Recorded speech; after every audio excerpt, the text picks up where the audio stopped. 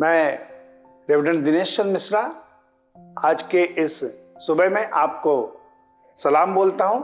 प्रभु आपको बहुतायत से आशीष दे। आज के इस सुबह में एक बार फिर से परमेश्वर ने हमको जीवित रखा है और मैं प्रभु के वचन में से एक बात को कहना चाहता हूं।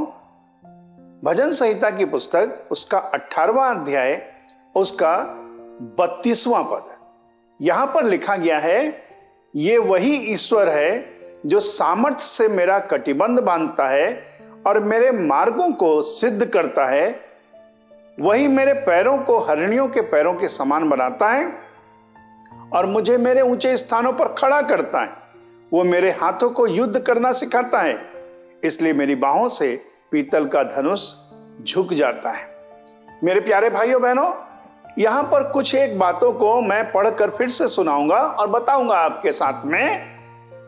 जो सामर्थ्य से मेरा कटिबंध बांधता है, इसका मतलब हमारी जैसे पैंट ना खिसके इसके लिए हम बेल्ट जैसे बांधते हैं, वो हमको सामर्थ्य से हमारे कमर को कसता है, मेरे मार्गों को सिद्ध करता है और मेरे पैरों को हरिणियों के पैरों के समान, हिरन के पैरों के समान बनाता है।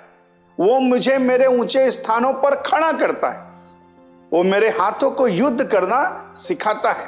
मेरे प्यारे भाइयों बहनों, जो मेरे हाथों का ख्याल रखता है, जो मेरे दिल का ख्याल रखता है, जो मेरे रास्ते को ठीक करता है और जो मुझको संपूर्ण रीति से तैयार करता है, और मैं ये कहना चाहता हूं, ये वही ईश्वर है। मेरे प्यारे भाइयों बहनों, केवल इतना ही नहीं, मैं आज आपको इस वचन के मुताबिक ये कहना चाहता हूं आज के इस सुबह में कि ये वही ईश्वर है जिसने पिछले समय आपके परिवार के लिए कार्य किया।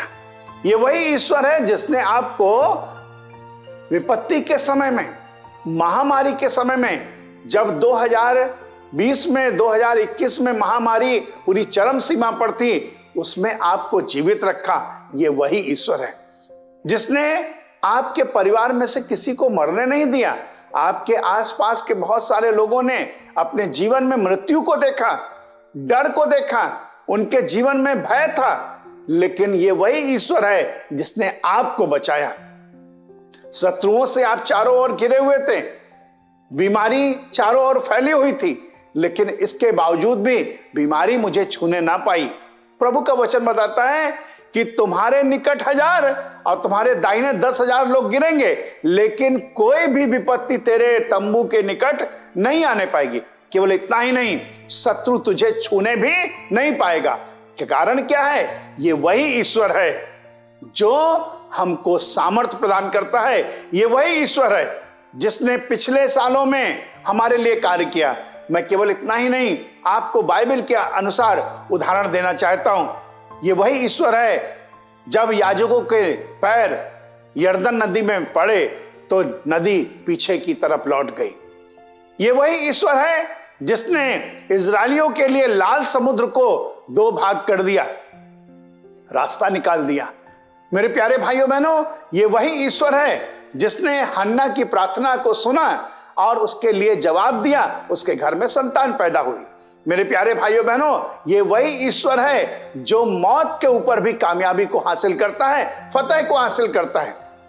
एक गीत कहता है, कौन है जो हम सब से यूं प्यार करता है, कौन है जो हर मुश्किल आसान करता है। वो यीशु ही है, वो यीशु ही है। वो यीशु ही है। ये वही ईश्वर है जो अब्राहम के लिए कार्य करता था, ये वही ईश्वर है जिसने इसहाक के लिए कार्य किया। मेरे प्यारे भाइयों बहनों, ये वही ईश्वर है जो आपके लिए भी कार्य करेगा। इब्राहिम की अवस्था को अगर आप देखें, इब्राहिम 100 वर्ष के हैं, सारा 90 वर्ष की है, उनके पास बच्चा पैदा करने की ताकत नहीं है, लेकिन प्रभु ने उनको संतान दी।